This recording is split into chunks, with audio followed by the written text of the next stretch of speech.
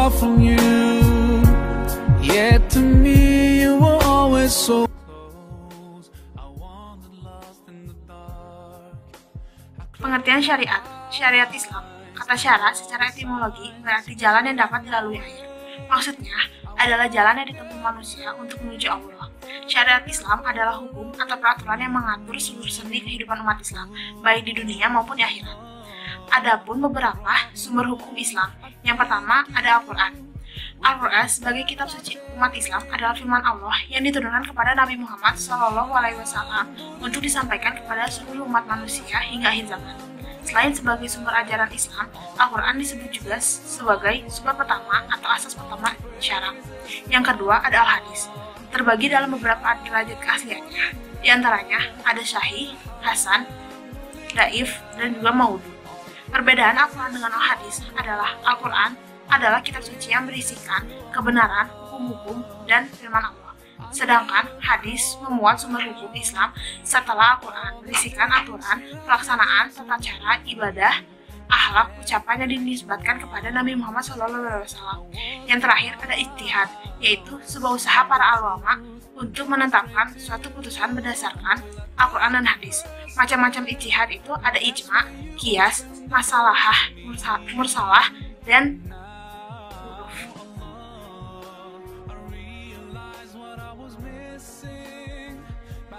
pengertian muamalah. Muamalah menurut bahasa berasal dari kata amala yuamilu muamalat yang artinya perlakuan atau tindakan hubungan kepentingan.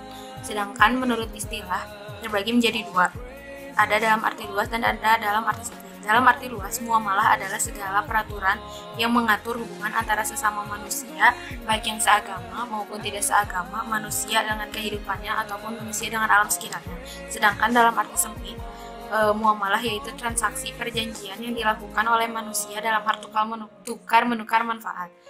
Selain menurut bahasa dan istilah, menurut Louis Maklub, muamalah adalah hukum syara yang berkaitan dengan urusan dunia dan kehidupan manusia seperti jual beli, perdagangan, dan lain sebagainya.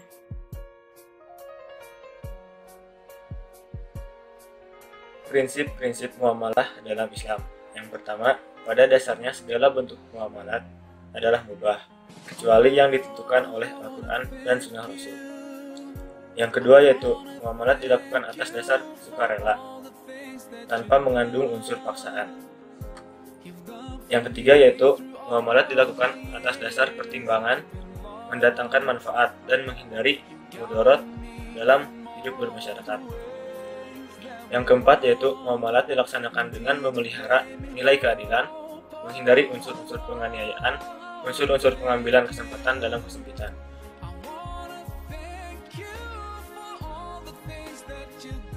Contoh-contoh muamalah. Yang pertama adalah transaksi jual beli barang.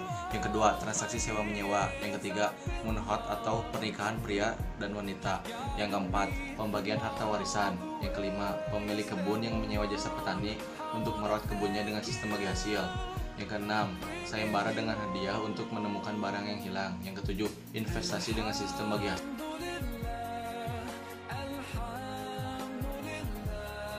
Zakat diri yang diwajibkan atas diri individu laki-laki dan perempuan muslim yang berkemampuan dengan syarat-syarat yang telah ditetapkan. Kata fitrah yang ada merujuk pada kemanusiaan saat baru diciptakan, sehingga dengan mengeluarkan zakat ini manusia dengan izin Allah akan kembali ke fitrahnya. Adalah zakat yang dikenakan atas harta yang dimiliki oleh individu dengan syarat-syarat dan ketentuan yang telah ditetapkan secara syarat. Syarat harta yang harus memenuhi syarat sebagai berikut. 1. Memiliki penuh yang harta tersebut merupakan milik penuh individu yang akan mengeluarkan zakat. 2. Berkembang, yakni harta tersebut memiliki potensi untuk berkembang bila diusahakan. 3. Mencapai nisab, ini harta tersebut telah mencapai ukuran atau jumlah tertentu sesuai dengan ketetapan. Harta yang telah mencapai nisab tidak wajib dizakatkan dan dianjurkan untuk berinfak atau bersedekah. 4. Lebih dari kebutuhan pokok, orang yang berzakat hendaklah kebutuhannya minimal pokok atau untuk hidupnya terpenuhi terlebih dahulu. Yang 5. Bebas dari hutang. Bila individu memiliki hutang yang dikonversikan ke harta yang dizakatkan mengakibatkan tidak terpenuhnya nisab. Yang ke-6, berlalu satu tahun atau kepemilikan harta tersebut telah mencapai 1 tahun, khususnya untuk ternak, harta simpanan, harta perniagaan, harta pertanian, buah-buahan, dan rikas. yaitu barang temuan tidak memiliki syarat haul. Berdasarkan firman Allah Quran Surat At-Taubah ayat 60, bahwa yang berhak menerima zakat yaitu pertama orang fakir. Orang fakir adalah orang yang amat sengsara hidupnya, tidak mempunyai harta dan tenaga untuk memenuhi penghidupannya. Yang kedua yaitu orang miskin. Orang miskin adalah orang yang tidak cukup penghidupannya dan dalam keadaan kekurangan. Yang ketiga yaitu amil. Amil orang yang diberi tugas untuk mengumpulkan dan membagikan zakat. Yang keempat yaitu mu'alaf. Mu'alaf adalah orang kafir yang ada harapan masuk Islam dan orang yang baru masuk Islam yang imannya masih lemah. Yang kelima yaitu hamba sahaya. Hamba sahaya adalah memerdekakan budak, mencakup juga untuk melepaskan muslim yang ditawan oleh orang-orang kafir. Yang keenam yaitu orang berhutang. Orang yang berhutang karena untuk kepentingan yang bukan maksiat dan tidak sanggup membayarnya. Adapun orang yang berhutang untuk memelihara persatuan umat Islam, dibayar hutangnya itu dengan zakat, walaupun ia mampu membayarnya. Yang ketujuh yaitu sabilillah, yaitu untuk keperluan pertahanan Islam dan kaum muslimin. Di antara musafirin, ada yang berpendapat bahwa fisabilillah itu mencakup juga kepentingan-kepentingan umum seperti mendirikan sekolah, rumah sakit, madrasah, masjid, pesantren, ekonomi umat, dan lain-lain.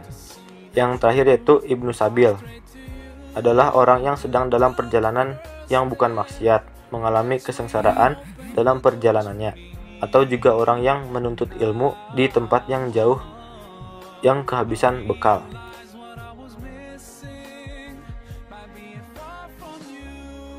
Waris secara umum berarti pemindahan harta dari pihak yang sudah meninggal kepada orang lain yang merupakan ahli warisnya. Warisan dalam Islam diatur dalam fikih atau hukum waris Islam atau mawaris dalam Islam. Hal persoalan waris bukanlah hal yang sepele karena dampak yang ditimbulkan jika tidak diatur oleh Allah SWT. Tujuan dari waris. Tujuan dari pengaturan harta waris adalah agar tidak ada persengketaan atau perselisihan mengenai harta yang telah ditinggalkan oleh orang yang telah meninggal.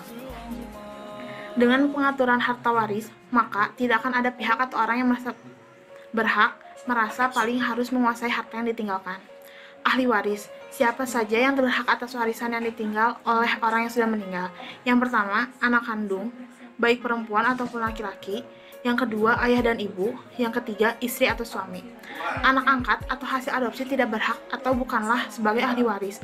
Dia bukanlah pewaris atau yang berhak untuk mendapatkannya karena tidak memiliki hubungan saudara, dan yang lebih berhak adalah keluarga yang bersifat kandung. Pembagian harta waris dalam Islam.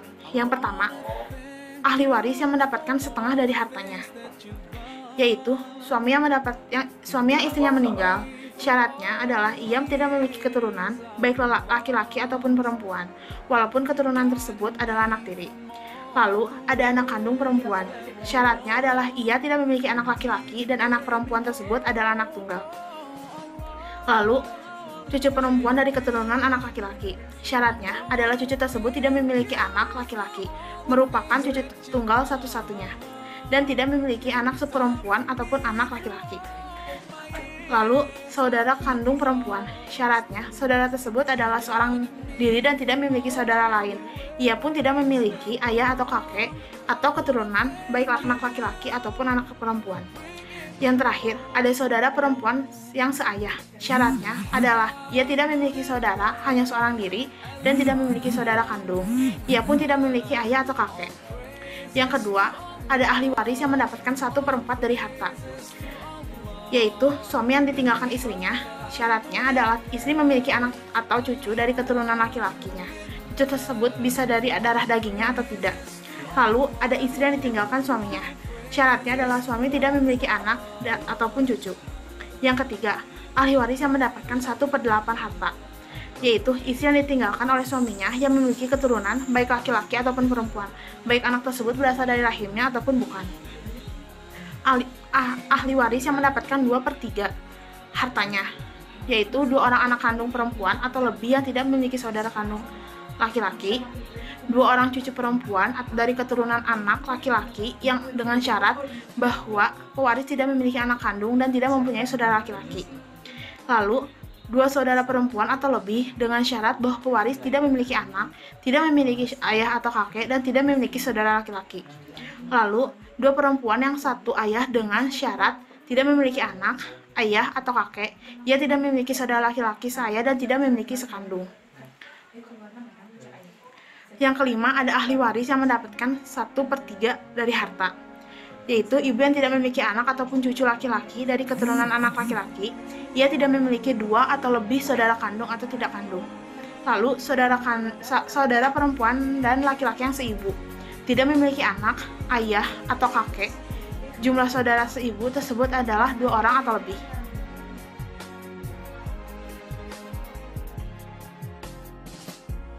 Berikut merupakan dalil-dalil dari muamalah.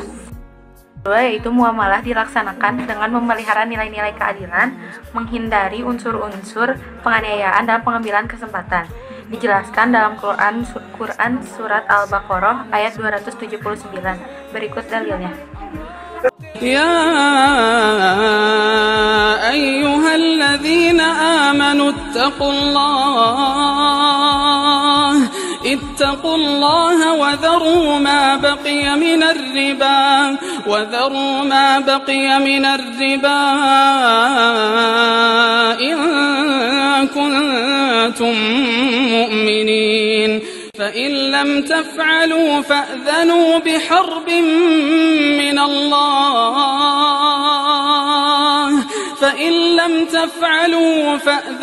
بحرب من الله ورسوله وإن تبتم فلكم رؤوس أموالكم لا تظلمون ولا تظلمون.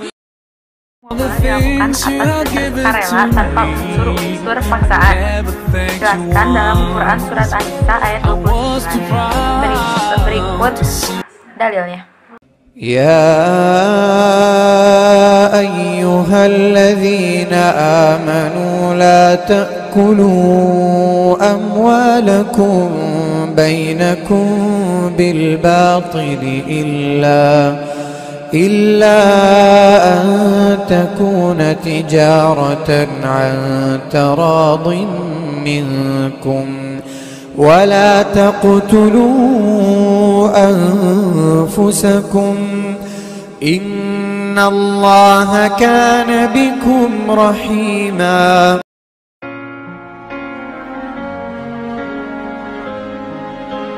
Yang terakhir yaitu tujuan muamalah. Secara umum, tujuan muamalah adalah untuk menciptakan suatu hubungan yang baik dan harmonis antara sesama manusia, sehingga dapat menciptakan masyarakat yang rukun dan tentram. Karena dalam kegiatan muamalah terdapat sifat tolong-menolong.